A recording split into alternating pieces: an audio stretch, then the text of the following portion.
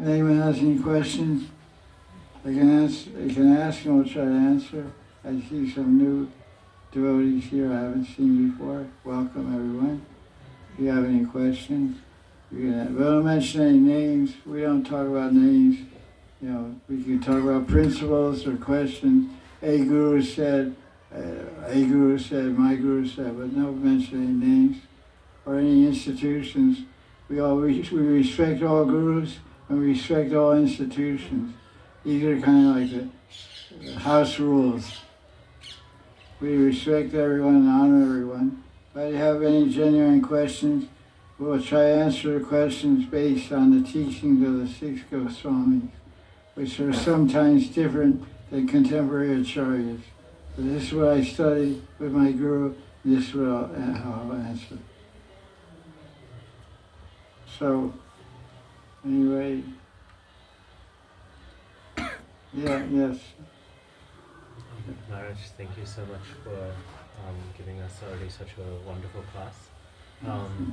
I was just, a question that I had was, we sometimes hear, in relation to Diksha, we hear about if one takes a Shiksha Guru, one should ask the Diksha Guru for permission, and then should bring back the teachings from the Shiksha Guru to the Diksha Guru to get approval from. That's what I've sometimes heard. And some Shastric Praman is sometimes given. I guess the question I was wondering is, how does that actually practically look like? Because otherwise one would be reproducing all of every single statement from the Shiksha Guru to the Diksha Guru, which I'm not sure if that's physically feasible. So I'm not sure if there's... Yeah. There's a question about the relationship and how to juxtapose or how to balance the teachings and relationship of a Diksha Guru or Shiksha Guru. Rightly you said, is told, and a similar question was asked last week.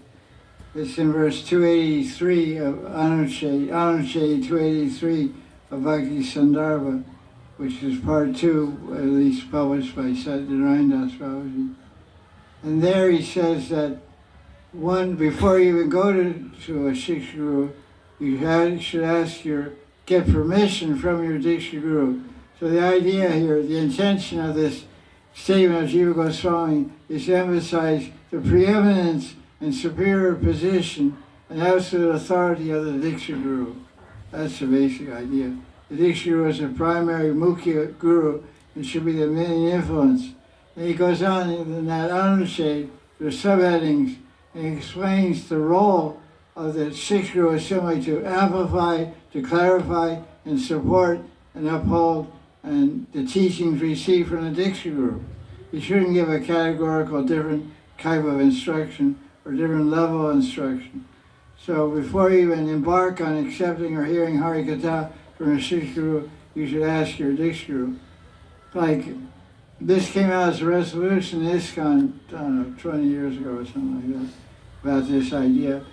And so I know one disciple of an ISKCON Guru who was coming every Kartik for 15 years for every day to class. And then the person said, after this resolution came out, said, I don't think I can come to Kartik class this year. I've been coming for 15 years, I'm getting a lot of benefit. But this resolution is there that you shouldn't take Shiksha outside of ISKCON. So what should I do? I said, you should follow your guru. Don't come. So she didn't come. I haven't seen her in 5 years. So I try to uphold the teaching. So that's the first point. You won't have any problem. And so if you go to your guru and say, I want to take Shiksha, and he says, okay, then you don't have to come back and review. Because part of your question is, it seems impractical and impossible to check everything I receive from my Diksha Guru, to run it by and get the approval of my Diksha Guru. So you get the approval in a blanket way in the beginning, then you don't have to do that. Just like my Guru Maharaj, he lived to be 102 years old, Pandit Sri Krishnadas Babaji Maharaj. And he told us, when we asked him about instruction who we could take from, and he told us who we could take from after. They weren't even Advaita Parivar, they were Nityananda Parivar, Advaita Parivar, but they're good Vaishnavas and they're his friends, and he understood what they said is according to 6 Goswamis. So he advised us to take from them. So that was a blanket approval. So the best thing to do is get approval from your guru. Then everything, he said everything he says is right. And if you, like I know one ISKCON guru, Satsang Maharaj, he gave me sannyas in ISKCON 1985 in Mayapur. He was my GBC also, a great Vaishnava. Sri Satsang Das Goswami is his whole name. And he had a disciple who was taking shiksha from Gaudiya Swami. And so he went to ask his guru for permission. He said, yes, you have my permission. If you hear anything good, call me up and if you hear anything good shiksha, call me up in America, because he was taking instruction in Bhubaneswar in 1995. I was there at the time. He told me the story. So that's the character of Satsang Maharaj. He's a very humble person. So that was nice. He could get anything good, call me up. Oh, I heard about this Radha and all this. Oh, okay. So that's the best way. Because then you're peaceful in your heart. You don't feel like you're seeking around when you're going to hear some katha. Yeah, you're confident. You feel backing. You feel support. Your Guru is with you. You're not cheating. You're not trying to sneak around or hide. Everything should be out front. It's from Satyam to Dhimai. The highest truth is Bhagavan, absolute truth. So we should try to follow the line of truth everywhere. Truth is transparency. Truth makes you joyful and keeps you out of trouble. There's nothing gained by kapat bhav. Kapat bhav means cheating. It's a type of cheating. Your guru is only giving you 100 rupees, or some other guru will give you 1,000 rupees. You're trying to make a profit without the sanction of your guru. So it won't be successful. Because Krishna has sent the Diksha Guru to connect you to him directly. You can see like the examples like this. Diksha Guru is like your father, Siddha Guru is like your uncle. So who's more important in your life? If there was no father, there would be no you. So you're there, your father impregnated your mother, and baby you was created. And then your father died when you're 1 year old, and your uncle raised you and took care of you for your whole life. You owe your money. So he's a very important person in your life. He educated you, he took care of you, but you can't deny you have a father. So your father, your uncle is very important, but not as important as your father. So that's the idea. You know, I can live without my uncle, but I can't exist without my existence. So your existence in relation with Krishna is established by Diksha Mantra. To keep it growing and keep it thriving, the Siddha Guru it gives input. But the relationship, the Sambandha, that's why the Diksha Guru is called Sadguru. Sadguru means eternal Guru. He'll come back for your life after life. Siddha Guru will say, get lost, man. Don't hold me down. Take my shiksha and run, man. Don't leave any bills. Don't leave any forwarding address. If you'd like it, take it. Like some people come to me and say, I want you to be my Siddha Guru. Like, what does that mean, man? I don't know what it means. You want some books? Take some books. I'll give you some books. You want some shiksha? Take some shiksha. You have a question? Ask your question. Okay, good. Call me whatever you want. Well, I don't know what shiksha is. Don't put some tag on me. It's not a friendship bracelet, you know. I'm not Taylor Swift, you know. Put friendship bracelet on my wrist. Oh, well, I got 10. These are all my shiksha disciples. It's not like Rocky, you know. I'm not your Rocky Bhai, you know.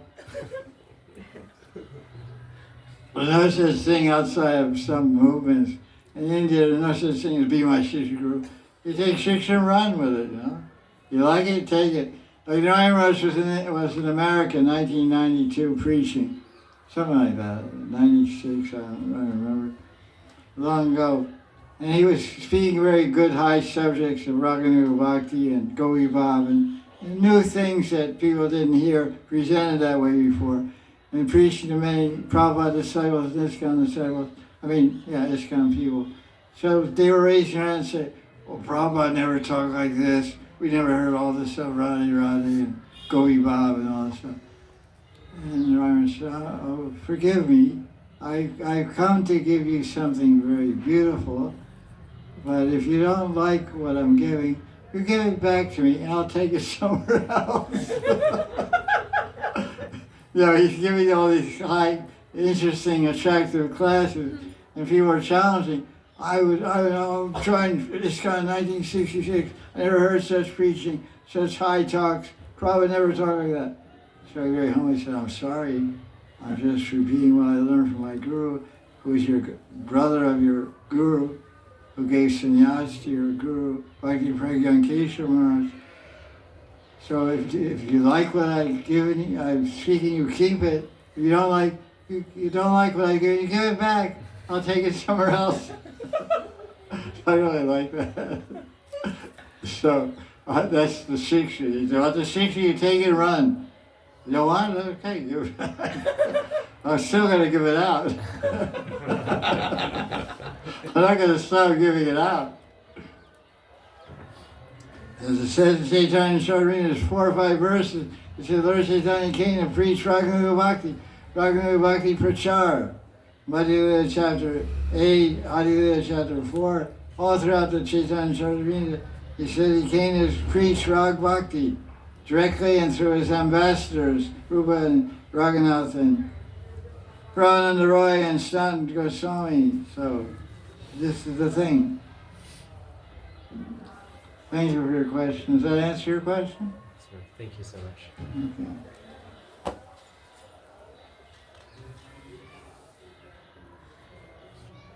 Any other? Yes, sir. Indra Prabhu said that Rama could mean... You said Indra? Yes. Yeah, okay. He says like Rama could mean Radha Madhusudan. Is it could mean Radha Madan Mohan too or not? I can't hear very well, I'm an old guy. What did you say? Indra, I know Indra. He said that Rama means Radha Madhusudana. Can it also mean Radha Madan Mohan? Why not? Yeah. And could you recommend something? You mean Radha Rani and Madhusudan also. Rama, you saw Ram in the mantra. Yeah. It can mean Madan Mohan. It can mean Ra means Radharani and Madhu means Madhusudan. Sudana means nectar, Madhu means honey. So one who drinks honey, lips of Radharani, is Ma of Madhusudan, and Ra is Radharani. So when you chant Radharani, when you chant Rama's name, you think Madhusudan Krishna is drinking the honey sweet lips of Radharani. That's also a good thing. So it's according to your Bhav.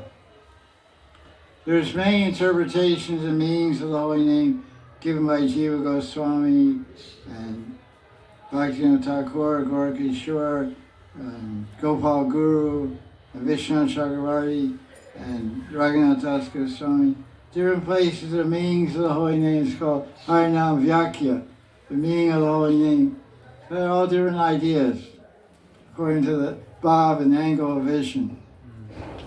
So you see it like that, because the name is Bhagavan, so Bhagavan is no limitation.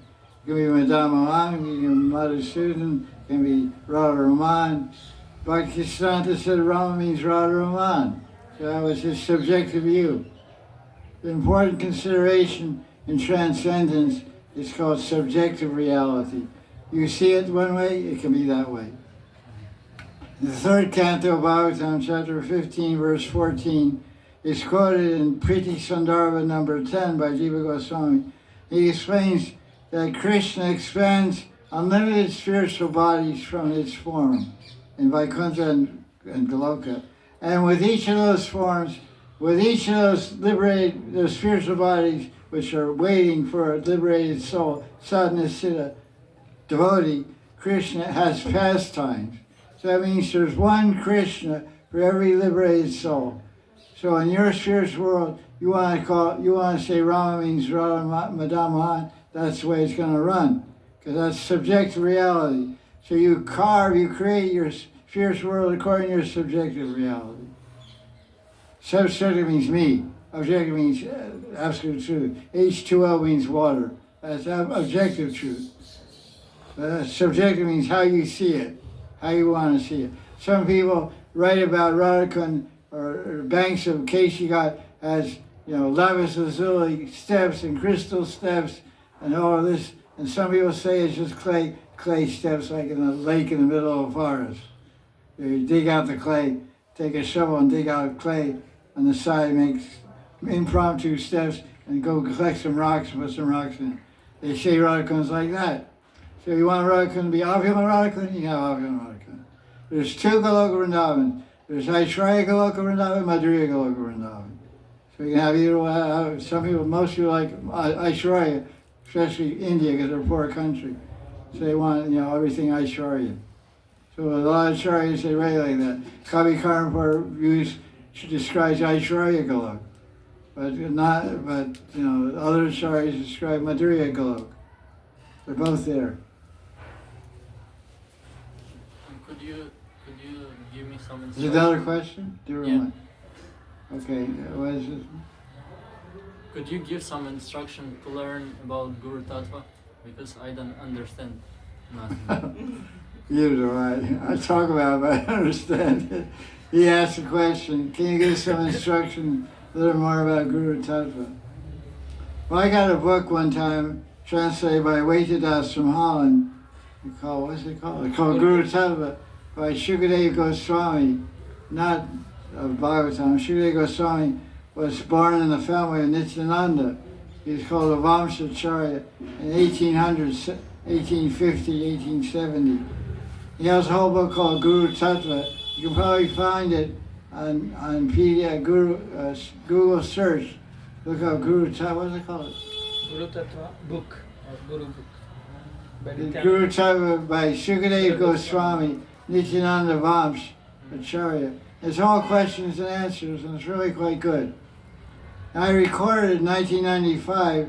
I got that book, so that's like 30 years ago. And I recorded it, and I have 2 CDs on my website called Mahanidhi, Babaji. I keep changing my name all the time. Mahanidhibabaji.com, and then there's an audio section called, there's a folder called Guru Tattva, and there's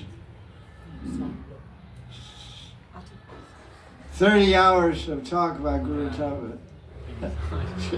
So give you something to listen to when you're riding your motorcycle. Huh? What's it? Articles. Oh, articles, yeah. I also on that website I have articles, written posts. I have one folder called Truth of Guru. There's 10 articles. There's about 25 articles I have on Guru Tattva. You can read those also. And also you can find, there's a website that's run by Satyanarayan Das Babaji Maharaj called Jiva Institute. Jiva Institute. He's a great scholar and a great Gaudiya Vaisnava Acharya. Satyanarayan Das Babaji Maharaj. He's in Vrindavan, near ISKCON, Seetal Chai. He has many articles, many great articles on Guru Tattva. You look up Jiva Institute philosophy, they have Ayurveda branch, and many branches, but look up philosophy. He has many very informative articles. So it's very, you can learn a lot from that. Thank you so much. You have a guru? You should? No. You should meet Satyanarayan in Vrindavan. He's a great guru, great teacher. I know him since 40 years. He's Indian person, Kshatriya, born in Kshatriya family. He's brilliant. He's one of my teachers. I don't know if he knows it, but I studied his stuff. Any other questions? Yeah. Hare Krishna, Maharaj. Oh, got it. Upstage you out there. Okay. Okay, you got it. Ed was going Oh, first. sorry, I didn't see that. You go ahead. You came with the lion approach, he came with the deer approach. Soft stroke, and he can also sing loud. Oh, okay. he was a little more gentle, I think. Sorry. I was just wondering how to synthesize. We get like kind of two different instructions. Only two? Yeah. Did I get two different instructions? I don't know how to adjust it. Only two? There's your wife, there's you, there's the guru, your sister. But we have to sort of, as limited jivas trying to approach the absolute, there's this understanding that we have to surrender to the representative of Krishna to be able to receive knowledge. Yet at the same time, the whole way along, it seems, I ask a lot of different sadhus about like how to understand who is a bona fide guru, and the answer is always like, that's up to you, that's your intelligence, you have to use your intelligence. So how do those two things, how can they be compatible? How can we use our intelligence to find a guru? When the whole point of the guru is that we don't have the intelligence to find absolute knowledge. Okay, see if I got your question right. You're asking a question, how do we know how to choose a guru? That's the basic idea. Yeah. So you're a human being and obviously you're an educated person. So there are parameters and qualifications for a guru, and the verses describe it. So we should try to, and a criterion of how to judge this is a guru, this isn't a guru. So accepting or rejecting something is based on knowledge of the thing that you're trying to reject or accept. Is this real gold or is this only brass? So you have to have knowledge of what is real gold, what's the difference between gold and brass. So is this real guru or a false guru?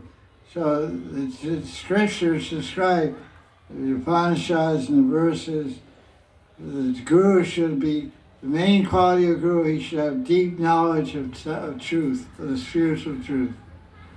Doesn't matter age, doesn't matter gender, female, male, doesn't matter Indian, Western, Russian, should have deep knowledge of the absolute truth of Krishna. That's the first thing you look for. And he should have sadhu samatsu. He should have the approval and blessings of his guru to be a guru, and the approval and blessings of the sadhus. Sadhu samatsu. Samatsu means approval.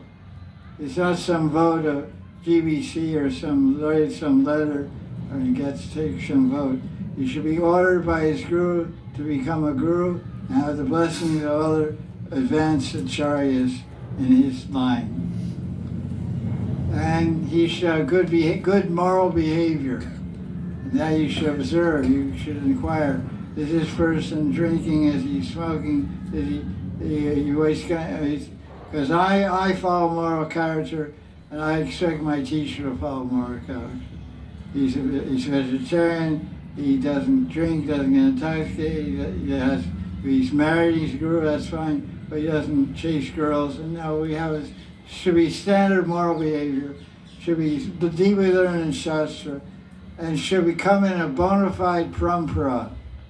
He should be able to trace his guru's line. He heard his mantra from his guru, heard his mantra from his guru, and should have a transcendental, his mantra should come from a traceable, transcendental source. The Vaitacharya spoke to his son, Krishna Mishra. Krishna Mishra spoke to his daughter, and whatever, and down the line.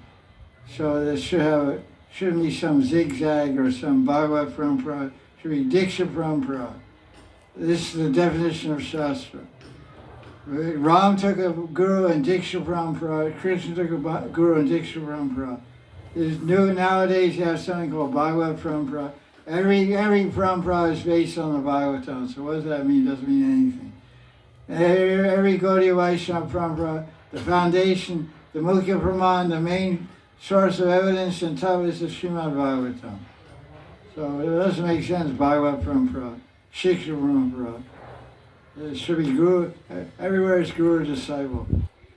The Gita started, chapter 4, it says, Evam Parampara, Krishna spoke to the sun god spoke to Madan, Madan spoke to Ikshvaku. It comes down through the line, Guru disciple, through saintly kings and through Brahmins, from Brahma to Narad, from Narad to Vyas. There's lines coming from kings, there's line coming from Brahmins. Brahma's a Brahmin, he spoke to Narad Muni's a Brahmin, Vyasa is a Brahmin, Surya is a Brahmin. These are the gurus of the parampara. So I have to trace your line to a transcendental source, Vishnu, Ram, Lakshmi Devi, Advaitacharya, Nityananda, Gadadhar, etc. That's it, I think I covered it. Behavior, achar, prachar. Achar means behavior, prachar means sound, preaching, content. So that's the externals. Now when you have someone that meets all those characters, now listen to the heart. Shrotavyam. Shrota, listen, you hear the sound vibration. Does it move your heart? Does it move your mind? Does it satisfy your curiosity? Does it remove your doubts? Does it create solid faith in Bhagavan? There's quality and effect of the sound vibration. I remember I was in Delhi, and there was always out chanting japa in the parking lot. I was also out there. And the Bhagavatam class is going on. Oops. I said, your guru is giving class. Why are you inside? These classes are so boring, you know. I said, yeah, but your guru's here. He goes travels all around the world. He's here now for 3 days. You know, and he was so smart out. He said, why are you in class? I said I got back last night at 1 o'clock in the morning because I was out preaching last night in university. So I didn't want to chant my rounds, you jackass.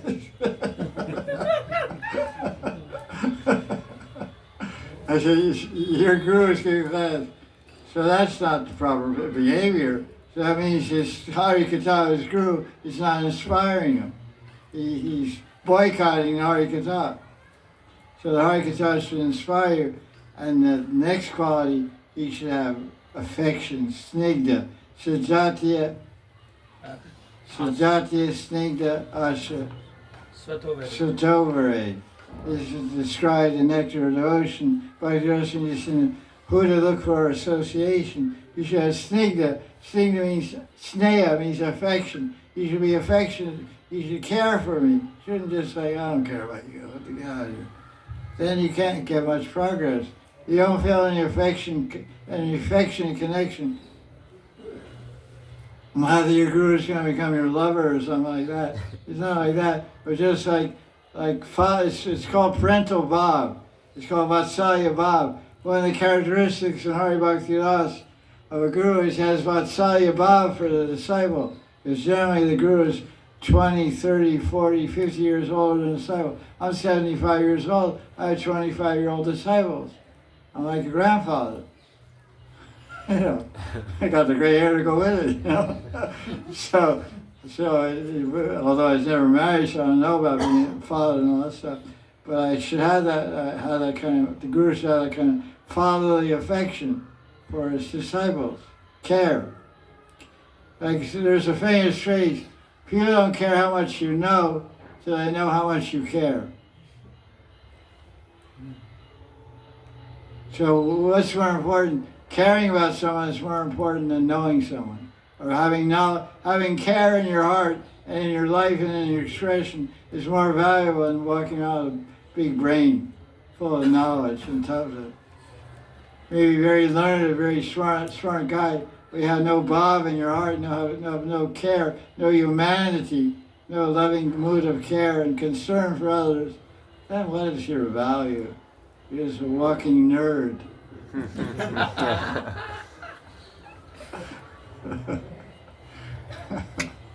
Excuse me.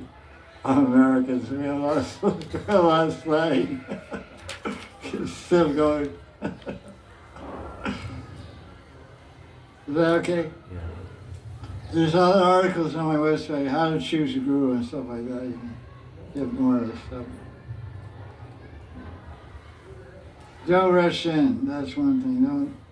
Don't follow the sheep. Don't follow the pack. Make your own choice and be convinced. And then go forward.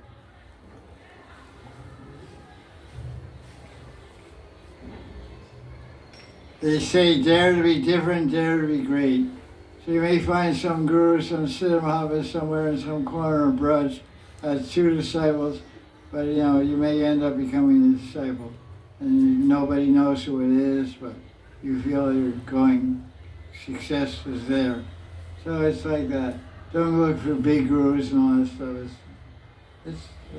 It should be in every individual and very selective and very discriminative. Careful selection. You get the right guru, then your life is perfect. So another question, this gentleman in the back there. Hare Krishna, Maharaj. Hare Krishna. I'd love to know any one fond memory of yours that comes to mind with respect to your association with Indra Das. The devotees asking me a memory of some association with Indra Das.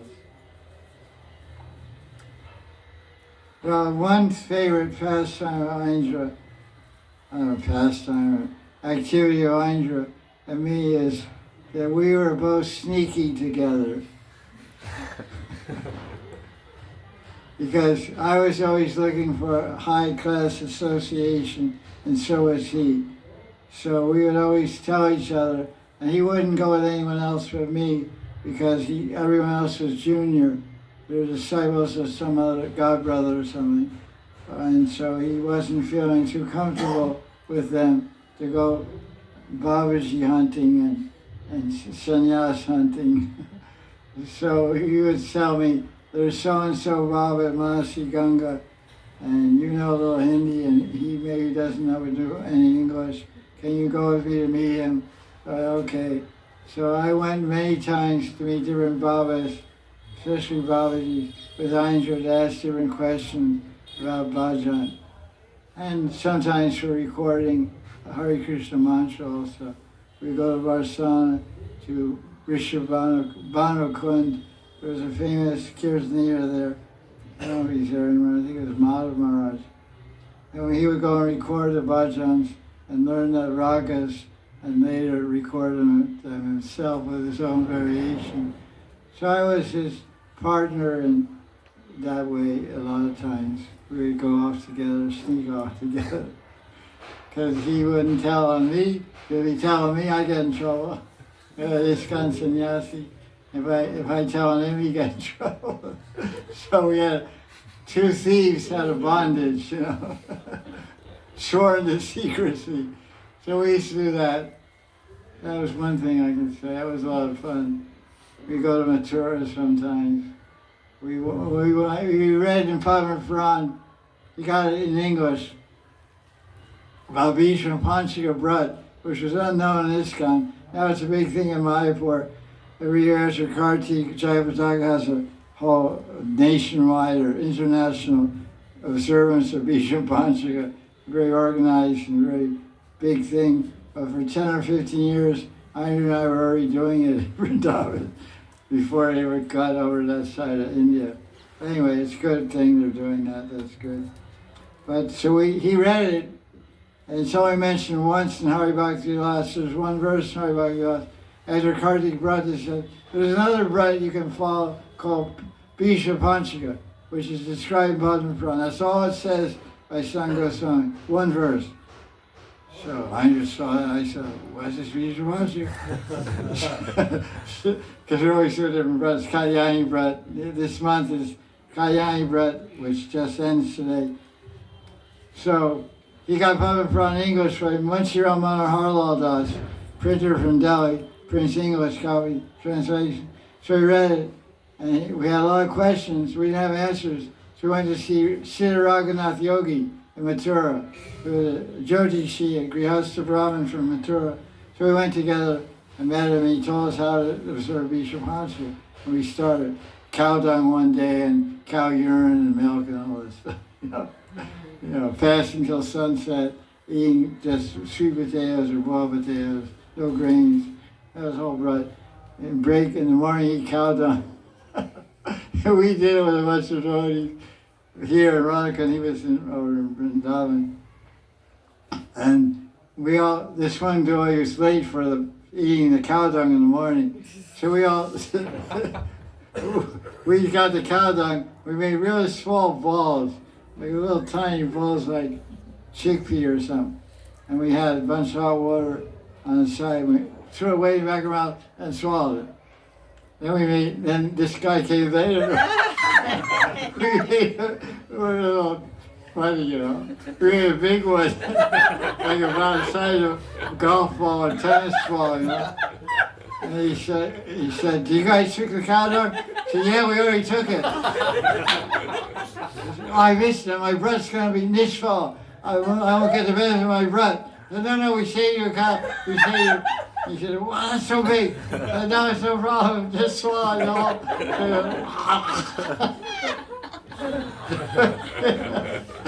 It was the funniest thing.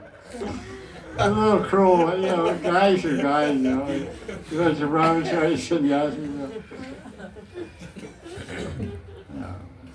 These guys, guys are tough, So we're young and crazy. This big thing. That's big. Yeah, we all took it. Yeah, we took it. Yeah. I took it. Okay, can I take it over down this road? So that was, we had a lot of, See, I lived in Vrindavan Temple from 87 to 89 for 2 years, one and a half years. Then I went to Radha Damodar. I stayed in Prabhupada's kitchen for 3 years, 89 and 92, and here and there everywhere. I moved here in 2002. So for 2 years I was meeting Ainja all the time, going everywhere with Ainja. So we were really close friends. I can tell many things, but that's enough. You knew him? You met him? No, Prabhu, I'm too young, but I'm on a quest to find all the memories. I've seen your segment in the Ainja series that they did quite some time back, I think a few decades back. But, I ask everyone that's known him, I like to find out what memories they have. So this one's one I'm hearing for the first time, so very nice. Okay. Yeah, I got a lot of first timers, I think. Because this other stuff is many witnesses, but our stuff is. Because when I go in this room and talk to him, it wouldn't be a satsang on your guru program. It was just two prize fighters. I have one fighter, he's another fighter. It would just be two of us in the room. No Giridhari, no Bhagavad Puran, no Ramananda Rai from New York. They weren't even on the scene, they were on the circuit then. It's old days. It was me in one corner wearing black trunks, and another corner Ainja wearing white trunks. Ding! We used to have philosophical arguments all the time. I would quote some book, he'd take out my head, throw it in the trash can. I don't care what the book said, he'd throw it, boom. And I just assessed one other thing, I don't know if it's on record or not. I said it about 2 weeks ago. Andrew and I would argue. His eyes, he has red hair, red eyes. And his eyes would get very red. Get very hot, his hair's like already red, Chaturmasi at Karti, 4 months growing his hair. I'm growing my beard. Mostly gray. And so we're arguing some philosophy. I said, Andrew, cool down, man. Don't get so hot-headed. I said, Andrew, wait, let me answer me one question. How come whenever I read Krishna book, I read about demons, it always describes they have red hair, red beards. Look at this. Red hair. So what does that mean? I'm a demon. I'll eat you. He would jump on me. He might go to bite my neck. He would yell. I said, don't yell so loud. The Gurukul's downstairs. Kids are sleeping downstairs. like 11 o'clock at night. And yell, you wake up the kids, they're going to come upstairs. I don't care, let the kids go to hell.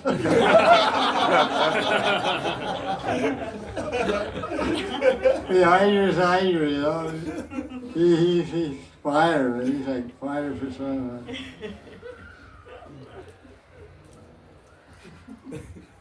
Bless his soul, he's great personality. What's the time now? Thank you. Okay, thank you for that. It reminded me of an old friend. He was a good friend of ours. Very, very great devotee. So, any other question? Yeah. Hare Krishna, Maharaj. Thank you so much for the class and allowing us to be here.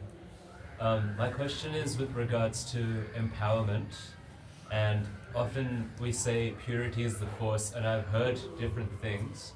One thing that I have sort of in my head is that if I chant my 16 rounds, then before my preaching program or before my outreach, whatever it is, only then will the empowerment be present, otherwise it won't be present. And I don't know of any Shastra Pramana or any, even Prabhupada saying something like that, but I was wondering how empowerment actually works. Am I thinking about it the right way, or is it just more of a superstition? I missed the last connection. What? Empowerment, I got the idea of empowerment. Is the idea that if I have done my sadhana before, or how much sadhana I've done before my outreach event, does that impact the purity of what I'm presenting, or does that have nothing to do with me necessarily?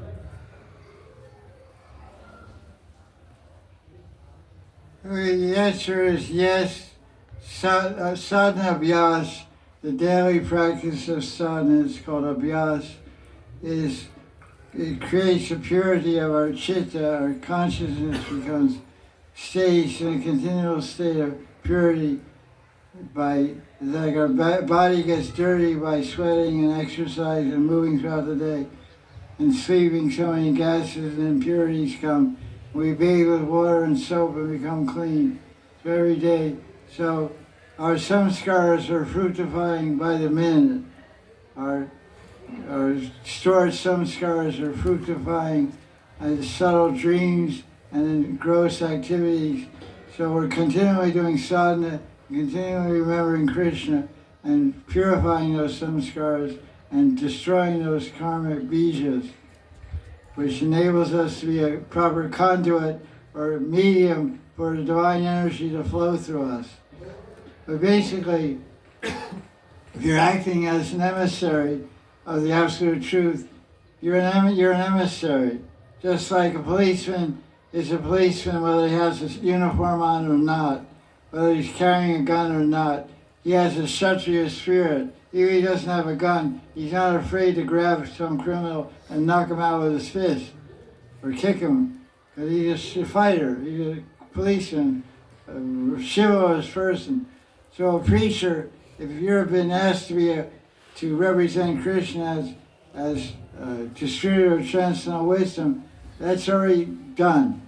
Whether you chant or don't chant, or read or don't read, this is your job. You're going to do this job with your gun, without your gun, with your uniform, without your uniform, with your job, without your job. You're going to do what you're supposed to do. That's your seva. So when you surrender to your seva, Krishna's acting at that time. When you're doing your service, it's not your 16 rounds are acting, Krishna's acting. You become a Kripa Shakti Murti of Krishna. Krishna's mercy is flowing through you because you want to do it, because your Guru has ordered you to sell books, to preach Bhakti Riksha, or to enliven people to practice Bhakti. So when you do the service, you're immediately empowered to do the service. We say the ability to do the service comes from the order itself. So just the Agya, the Guru Agya, is just Shakti is in the Agya. It doesn't say the Shakti comes from the 16 rounds or one chickpea a day or fasting or this or that. It comes from surrendering to the order and accepting to do it. Tesham Sata Yuktanam Bhajatam Pratipurvakam, 10:10 Gita. you're sincere in your bhajan, and Krishna gives you so much intelligence to speak and help people. Because that's your seva, to be compassionate and give knowledge and wisdom. So chanting rounds, of course, is good for your personal benefit, but it has nothing to do with the seva preaching. Chanting rounds is for your benefit, but you're doing your seva, that's for benefit of others. We always had marathons. I was in LA selling books from 1975 to 81, going to the airport selling Bhagavatam. And sometimes we were chanting rounds in a van on the way to the airport, the way back. Crappy rounds, you know. Bouncing around, a bunch of books. But, you know, it was a marathon, so we had to shoot 16 hours a day books. So we did big, we did a lot of books. Krishna empowered everyone. But our job was lousy. wasn't even Java, we just, okay, you know, whatever. Just moving beads, you know. So the seva, you get empowered. Seva is empowerment. Doing the seva means surrendering to the order of Guru. When you surrender to the order of Guru, Guru is Bhagavan. You say Guru, they say Guru Bhagavan, or some sloga, yeah. Guru Bhagavan, what do you say? Guru Brahma, Guru Vishnu, Guru Deva. Yeah, Guru Brahma, Guru Vishnu, Guru whatever, you know. So Hindi sloga, you know. It's true also. 7th canto Bhagavatam, 15th verse, 29th verse or something. He said, Yasya Sakshat Bhagavati. The Guru, Narada Muni says the Guru is directly Bhagavan. And Krishna says himself, Acharya Mamijanya. So when you're acting as a Guru, giving spiritual knowledge, that means Guru, then you have the power of God on your side. It doesn't say anything. And this whole quotation about books are the basic purity of force, Prabhupada didn't even say it. Didn't say it once or write it once. Search the Pali, you won't find it. I wrote an article, it's on my website also, it's called, what is it called? Popular sayings or something. Prabhupada. Which sort of basis? Purity is the force. Purity, yeah, that's the whole thing is. It's not Preaching is that. the essence. Whole thing is never said by Prabhupada. And then, first deserve, first desire, that's not, you know, it's like a lot of stuff. It was spoken by temple presidents. And when you look at the folio, it's only quoted Vyasa Puja offerings of temple presidents. It's not quoted any lecture of Prabhupada. You'll find any lecture, any letter, any book, purport of Prabhupada says books are the basic preaching essence, periods of force. Posters every temple, BBT posters, preaching that period. This whole pep talk, it's good, it's a good idea, it's a good idea. The whole phrase comes from some Chinese proverb. It was a room conversation, and some boy was learning Chinese. He said, Prabhupada, there's a nice phrase in Chinese, books are the basis. It was about Karl Marx Chinese Communist Manifesto. It was for Chairman Mao. Books are the basis. The Communist Manifesto. Preaching is the essence. Utility is the principle.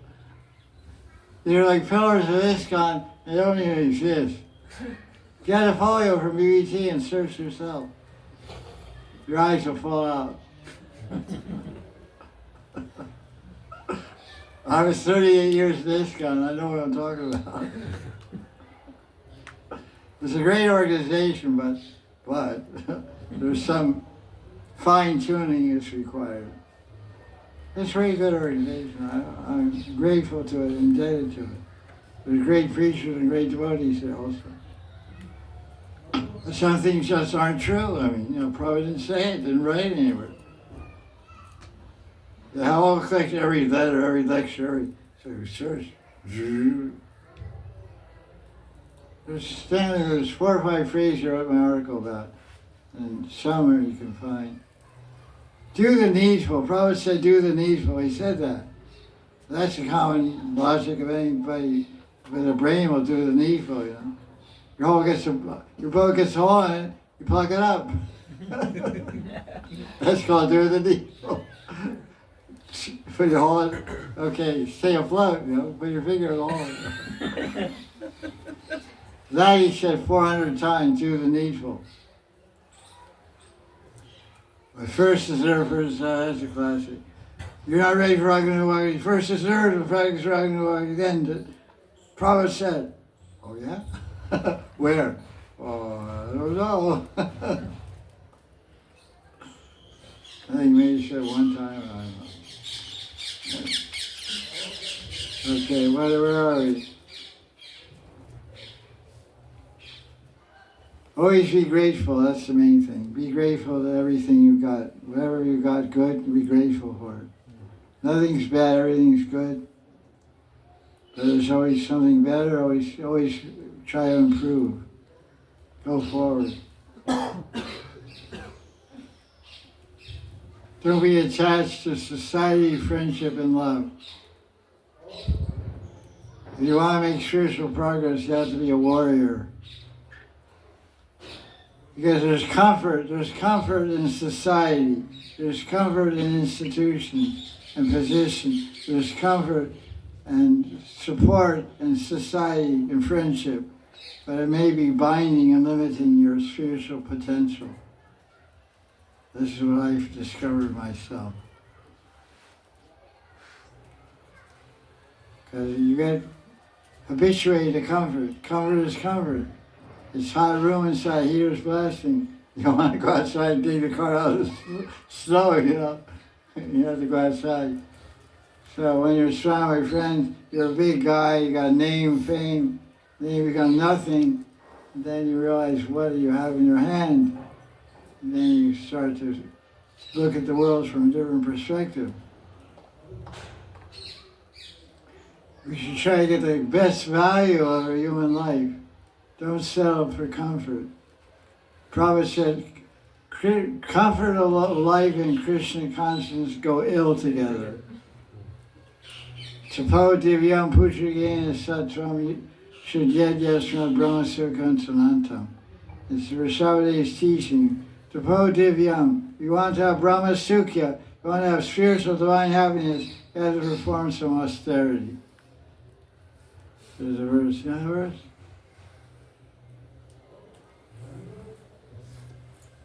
Neha.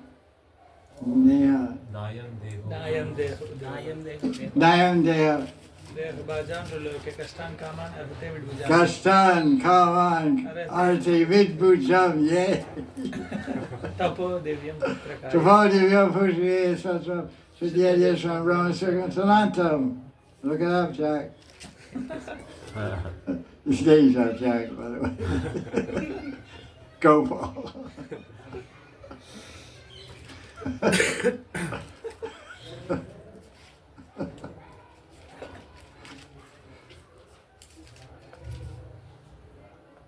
Rishabhade is teaching to his sons, wake up kids. Okay, there you have it. 5th canto, chapter 5, verse 5, Rishabhade said,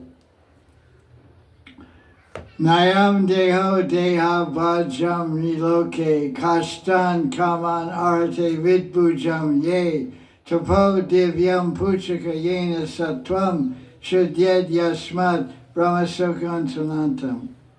Human life should not be wasted. Even pigs have life, and all they're doing is eating stool. So we should not just waste our life eating and sleeping. We should perform tapodivya and divine austerities of bhakti yoga and become sattvam, become sattvic, and will experience unlimited, unending happiness of spiritual bliss. Chant and be happy. So this is the goal. So what other question we have? What's the time now? 4:47. No, 4:52. 4:38. 4:38. 4:47. Right. You got a thumbs up on your Facebook.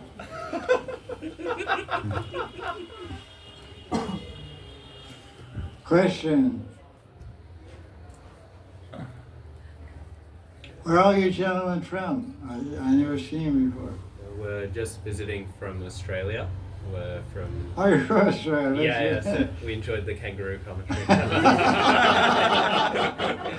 I didn't know that. I didn't know that.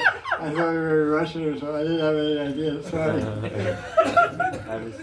I'd love to see one of those guys. You're from Australia. You're just touring around Braj and stuff. Yeah, we were in Navadvip for a few weeks, and now we're just going around the Braj Mandal area for. You chasing girls? Pardon? Chasing By your girls. mercy. I say you're chasing girls. Oh, no. There's a handsome guys from Australia. No. That's not you. That's over there. You leave that over there, okay? That's good, smart.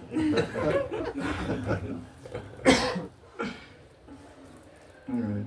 Your parents are devotees? Yeah, actually, my father, you probably might not remember, but my father, when he was a brahmachari in ISKCON Vrindavan, he would say, it would always be his greatest pleasure whenever he'd have some service for you, Maharaj. He would always tell me stories. What's his name? Chaitanya Dev.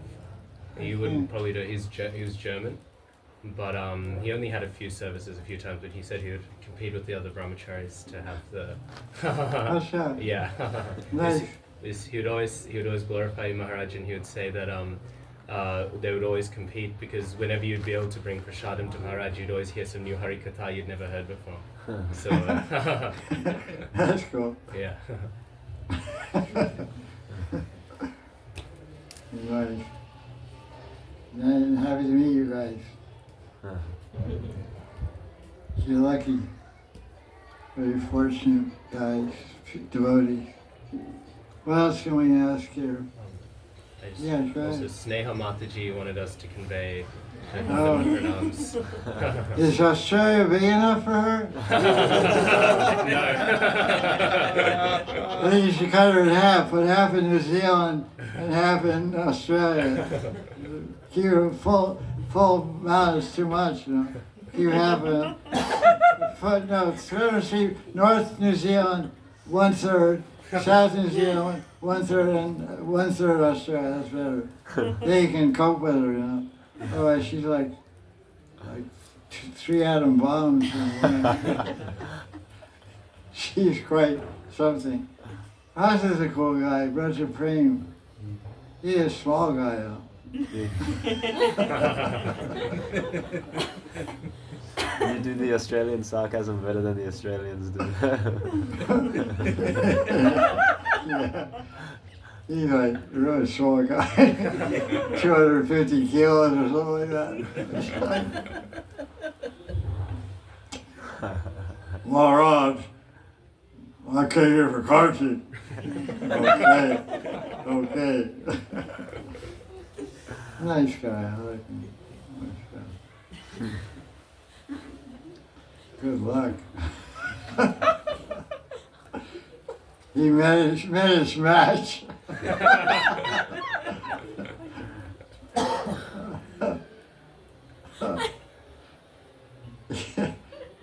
That shows you how big his wife is.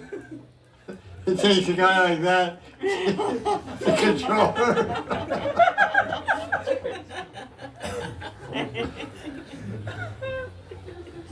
Oh my God.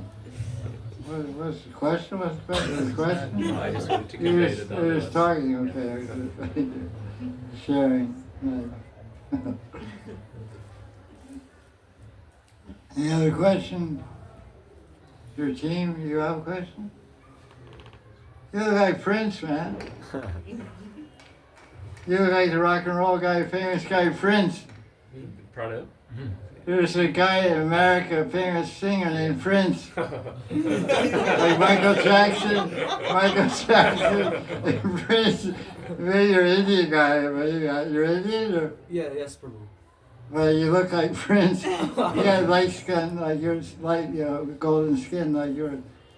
He was a black American, but he was very light. His mother, I think, was white. His father was Spanish. He was a great singer. You never heard of Prince? No, I haven't. Oh, you're from Australia. Look up on Google. He's a real cool guy. Plays every instrument. Crazy guitarist as well. He's like blues and rock and funk. Funk, you know. Sorry. Anything else? There's no any next question? No next question. Italy time question? Yeah. Then I have a question. You were mentioning that you were able to have the association of Pujapad Bhakti Rakshak Sri Radhe Swami Maharaj. Yeah, I had some association. I met him a couple of times. Yeah, I was wondering Read all his books also. if you had any experiences like with Maharaj. For experience of Bhakti Rakshak Sri Radhe Goswami, we met him twice in '79. We went across the river to visit his ashram in Koladweep. Sri Chaitanya Maharaj, what it's called. And first time I went, this was the most impressionable one. Dear Krishna was there. He's a devotee, God brother, Prabhupada disciple. I think he took sannyas from Sri Maharaj. I think he's Dear Swami or something now, I don't know. He introduced me, he said he's so-and-so. I was a brahmachari. He said he's Prabhupada's disciple. He was sitting in his chair. He was about 85 years old or so at the time, quite old. And he stood up in his chair and embraced me. And I said, I'm overwhelmed. Why did you do that? He said, because you're a disciple of Swami Maharaj. And I have a great love for all disciples of Swami Maharaj. So I was the most remarkable thing. Because I felt like, I am nobody. He's a high-class Bengali Brahmin and a great sannyasi, great disciple of siddhanta. I'm like nobody. He showed regard because of my connection, showing respect for Prabhupada. Not so much for me, but his honoring Prabhupada and showing respect for Prabhupada's creation of his disciple, of me. So that impressed me quite a bit. And he had breakfast when I left. His servant gave me some of his prasad, his mooli, puffed rice and raisins, like that kind of stuff, called mooli, puffed rice. I had some breakfast. That's the only thing I remember that struck in my mind. How he was so loving and kind to such a worthless person. That's all I remember. And I was only met him twice. I read all his books. He's quite a scholar. Quite a very poetical person, a very high class speaker, high language. Good books also. Okay, I guess that's it. No more questions, anybody? Yes, sir. Yeah. Me? Okay. Sorry, I had a question about chanting Hare Krishna. Yeah. Sometimes it feels like I'm almost eating sawdust. Yes. Oh well, no. I was gonna say. I was gonna say I'm almost like lying to people when I tell them that if you chant Hare Krishna, eventually a taste develops, as Rupa Goswami says in the 7th verse of Nectar of Instruction, that eventually a taste develops, but it kind of feels like it's something that very few people experience somewhere far away that I've never met before. But I think you are someone who, as far as I've been celebrated as someone who really vouches for japa as a very fulfilling thing. So. Well, I as far as taste in japa, first I want to expand your appreciation of yourself. There's a lot of talk in modern psychology about loving yourself. On the internet, there's a lot of people write articles and give lectures, love yourself and all that kind of jazz. But I would like to also direct this concept to you yourself, loving yourself. You're saying, I'm telling people, I'm encouraging people to chant holy name, you'll get a taste. But you yourself are proof of that taste. You've been chanting for your whole life probably. You're born in a family. How many years you're chanting? 15. 15, that's a long time. That's not a joke. That's like one yuga or more.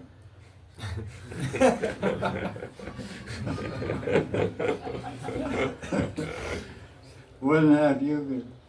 No, it's a long time. So you are a proof yourself of taste. It's not that you're saying, I'm chanting, I don't have a taste. You have a taste, otherwise you couldn't chant 2 names of Krishna. Krishna's name has unlimited taste. The taste is unlimited. It just increases more and more you chant, the more the taste increases.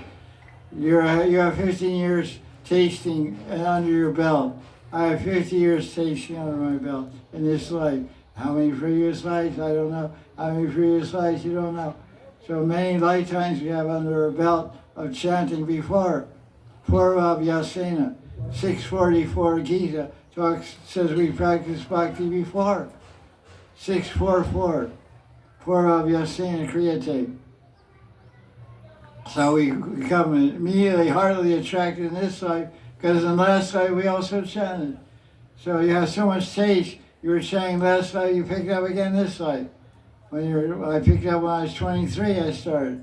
So now 50 years have gone by. I haven't stopped, because I don't want to stop. I like chanting. So you're liking it, you're tasting it, so speak with conviction. Don't feel you're cheating, you're telling the truth. Your truth is unlimited. It's Ananta, Ananta Rupam, Ananta Lilam, Ananta Namam. Krishna is Ananta, he's unlimited. So taste and ruchi is unlimited. Swadnam, Rasa Swadnam, Nama Rasa Swadnam, it's unlimited. But it's all Mangalam. What's that verse from Skanda Puran? Madhura Madhura Metan Mangalam Madhura Madhura Madhura Mangalam Mangalanam. Sakala Nigamavali Nigamavali Satphalam Chit Swarupa. Yeah. It's the verse from Skanda Puran. It's quoted by Rupa Goswami and Chaitanya Charitamrita also is there. It says it's so sweet. Holy name is very sweet. So you're experiencing sweetness. So it's preached with conviction. You have 15 years of taste. That's not a joke. That should get everybody to start chanting. You should say, I'm loving this name. This name is Krishna. It's so sweet. When I woke up this morning, I said, I don't feel like getting out of bed. Sound familiar? So I just folded my hands on my chest like this. I just started chanting the holy name.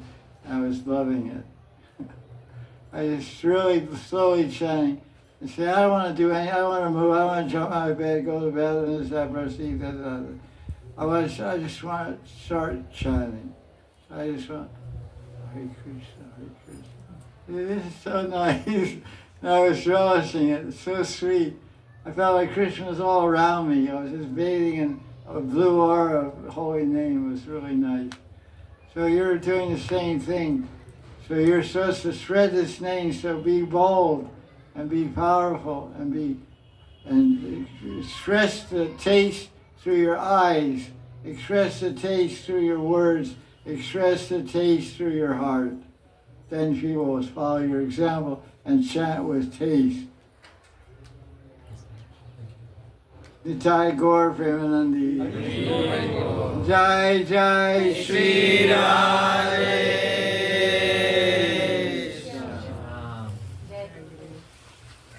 Thank you.